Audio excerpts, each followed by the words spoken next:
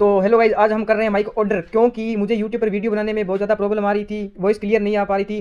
तो फाइनली इसको कर देते हैं ऑर्डर। यहाँ से पेमेंट मेथड सेलेक्ट करते हैं, तो इसे हम कर रहे हैं कैश ऑन डिलीवरी। तो finally guys cash on delivery select हो गया है और फाइनली ऑर्डर भी हो गया है। तो गाइज अब 7 दिनों बाद ये माइक हमारा गाइस माइक आ चुका है 7 दिनों बाद। अब इसे करते हैं अनबॉक्सिंग। तो देखते हैं गाइस माइक कैसा होता है। गाइस माइक आ गया, इसमें माइक है ही नहीं। तो guys mic mic mic mic mic कहाँ पे है? तो फाइनली गाइस ये रहा माइक। इसे खोल कर देखते हैं कैसा है और कैसी परफॉर्मेंस अच्छी है। तो गाइस इसकी क्वालिटी तो अच्छी है। अगर आप ऑर्डर करना चाहते हो तो डिस्क्रिप्शन में लिंक है, तो ऑर्डर कर सकते हो।